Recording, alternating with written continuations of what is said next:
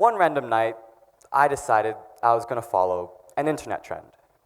Now, I didn't do this because I personally wanted to, but I was curious on how people react. And minutes later, I find myself glued to my phone, checking each and every notification, as if it meant the life or death of me. 1 like, 2 likes, a comment. Each time my phone buzzed, I felt this rush go through my head, kind of like a mental pick-me-up in a way. And in that moment, I felt important. I felt validated. But what was I chasing? That thrill, so tiny, yet so addicting. It got me thinking. Ladies and gentlemen, this talk today is about validation. Not only validation through the internet, but the human thirst to be seen, applauded, and approved. How it interacts with our egos, and what happens to those who seek it endlessly. But before any of that, we need to understand how validation roughly works. And to do that, we need to go back, way back, before modern technology, maybe even before language. For our early ancestors, getting accepted into a social circle wasn't a means of popularity. It was a means of survival. Early humans greatly depended on these packs, tribes of people, for food, shelter, protection. Rejection from these would mean isolation. And back then, isolation was almost a guaranteed death. And as we evolved, our brains naturally associated acceptance as safety and rejection as danger. Now, that same mechanism still ticks in your brain today, but you have to ask yourself, is it still really for your own benefit?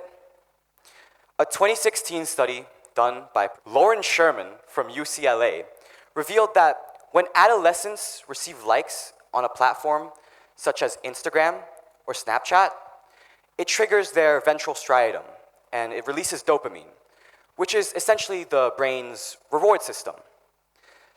However, dopamine primarily reacts to money, sugar, and most commonly drugs.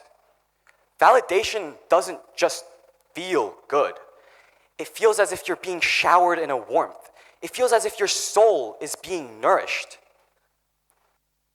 Now, originally as a survival mechanism, validation has devolved into something so much more detrimental. In today's digital age, you no longer seek validation from, once again, a tribe or pack of roughly 20 to 50 people. You seek it through hundreds, thousands, if not millions, all through the internet. That feeling of approval, it isn't a shield of protection, a safety net for you anymore. It comes as a drug, a mental dosage. So the question isn't only, why do we seek validation? It's, what happens once you're addicted? Now, the ego, the part of you that defines who you are, the ego tells you, I am me. According to the Freud iceberg model, he viewed the ego as a sort of middleman between your natural instincts and the demands of the world around you. He viewed it as a pre-conscious activity, something that shapes the way you act behind the scenes. And Carl Jung, renowned Swiss psychotherapist, took this one step further. He viewed the ego as a sort of mask, a persona people fall behind to hide their shadow. That shadow being the parts that you reject about yourself.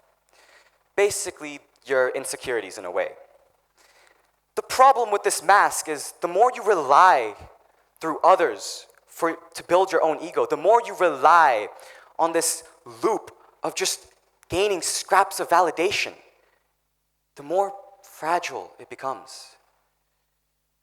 The greater the rise, the greater the fall. Psychologist Carol Dweck touched upon the ego as well with the introduction of praise.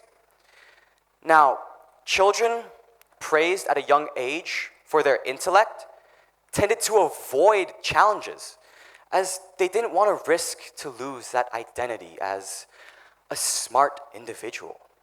Whereas children praised for their effort became more resilient. This is because they built around this hard-working ethic.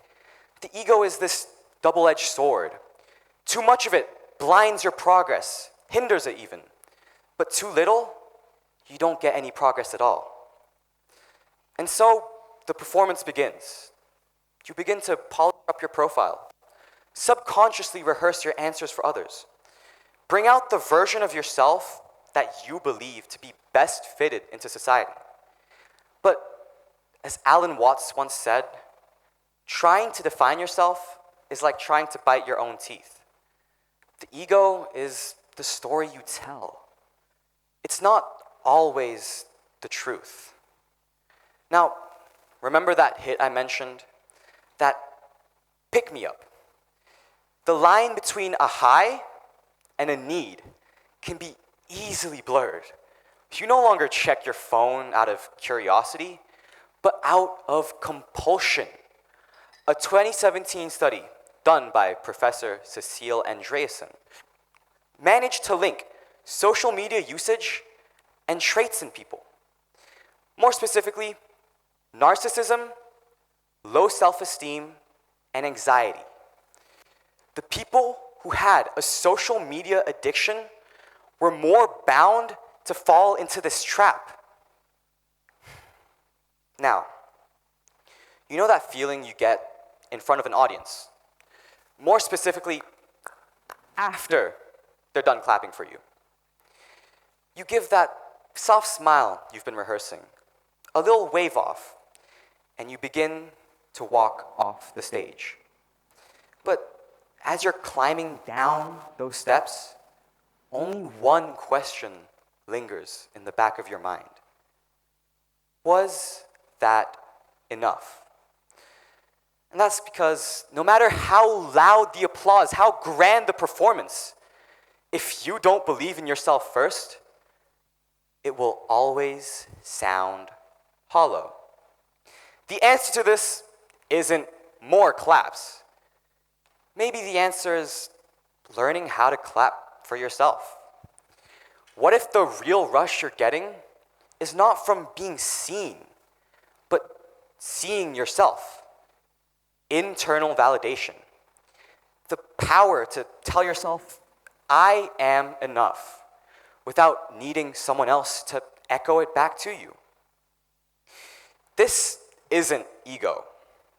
It's a form of self-reflection, self-compassion, the ability to treat yourself with the same kindness you'd offer a friend. Anyone can do this, and the Stoics, a philosophical bunch, had a very similar rule to this. If it's out of your control, don't build your peace around it. Internal validation can be seen as a form of modern stoicism, an act of rebellion in a world that constantly tries to drag you down. Now, it does come much quieter than an applause, but it is so much more enduring. Now, I still follow trends. I still post pictures. The only difference, I don't do it performatively anymore. I don't do it because I want to watch those likes and comments pile up. I post because I simply want to. I, in a way, enjoy myself. I enjoy what I do. So, the next time you crave that scroll, that double tap, that compliment from someone else, just pause. Take a deep breath. And just ask yourself, do I really want this? The answer you give is the only answer that really matters. Thank you.